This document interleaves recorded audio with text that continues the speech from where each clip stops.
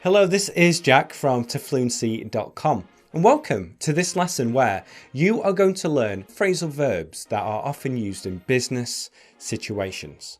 So these English phrasal verbs are often used at the workplace and any type of business English situation. Now, I am also going to give you some examples of how to use these in everyday English. But again, the focus here is business English. Now, if you are new here, then subscribe to this channel and also turn on the notification bell so that you get notified when I make a new lesson. And also know that I'm going to leave all the examples in the description below so that you can learn these phrases and really internalize them. And I'll also leave a link to a method that you can use in order to do this more efficiently. Okay, let's get started with number one. Number one is hurry up. Now, to hurry up means to do something more quickly.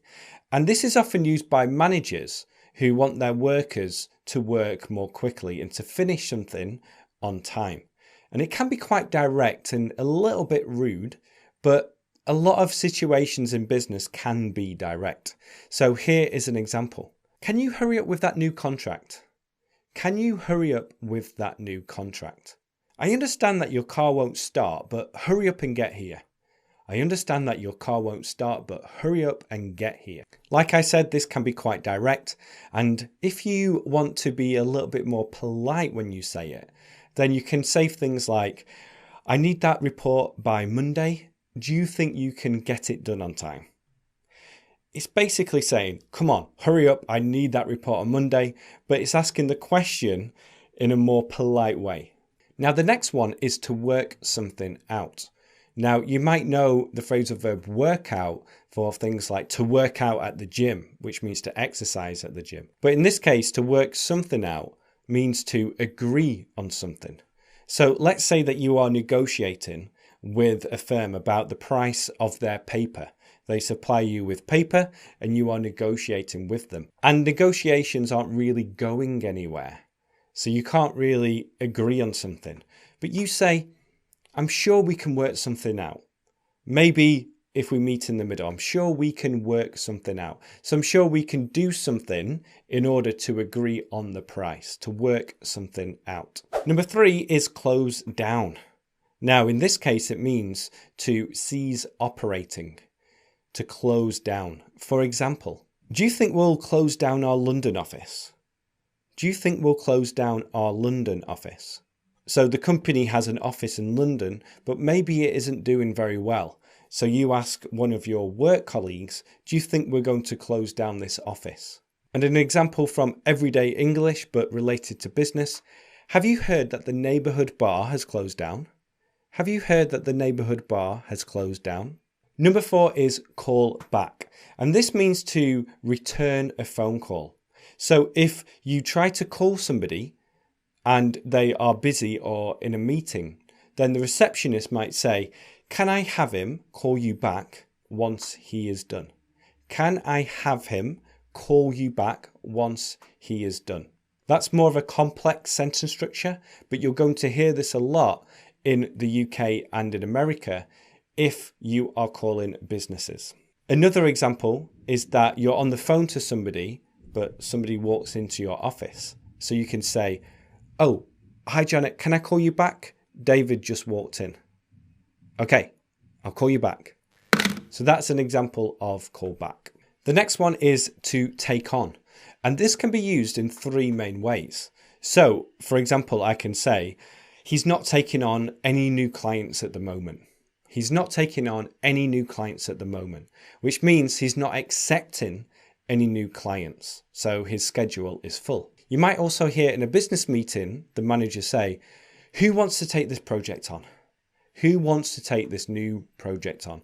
Which means who wants to be in charge of this new project? Who wants to work on this new project? And finally, it can also mean to hire. So somebody might say, we're not taking anyone on at the moment, but feel free to drop off your CV. Which means we're not hiring anyone at the moment, but give me your resume, your CV, and we'll keep it for a later date. Number six is fall through, which means something has failed or it has stopped suddenly. So for example, the merger fell through. The merger fell through. And a merger is when two companies come together to form one company. So if the merger fell through, it means it didn't happen.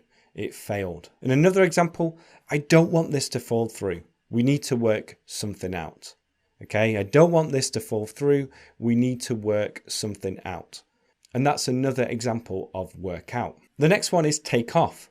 Now, you might know this in terms of a plane going off the ground and taking off. So for example, John's just taking off for New York right now. Can I get him to call you back? But it can also mean to become successful or popular. So for example, that new restaurant is really taking off. It was so busy last night. So it's becoming popular. Another example is this new app just isn't taking off. I don't know why, but this new app just isn't taking off. The next one is to think something over.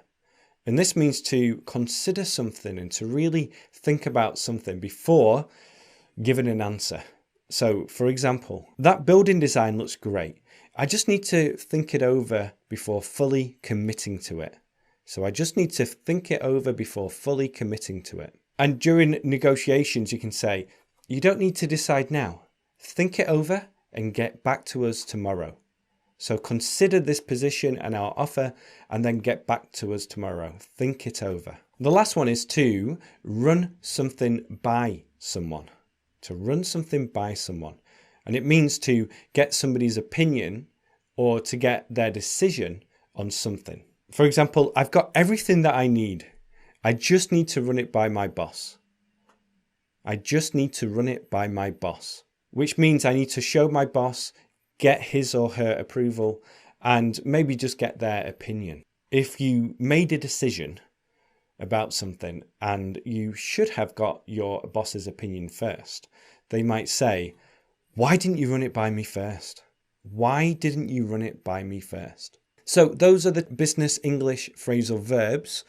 What I want you to do now is to go to the description and have a look at all the phrases that we used. And again, look at the method that I recommend so that you can internalize these phrases and phrasal verbs and be able to use them when speaking English.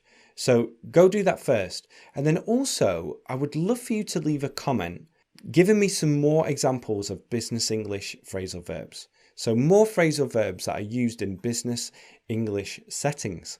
And then again, if you're new here, subscribe, get my book, The 5-Step Plan for English Fluency, and then stick around to watch another one of my videos. I'll leave them on your screen now. Okay, thanks again for being here, and I'll speak to you soon. Bye-bye.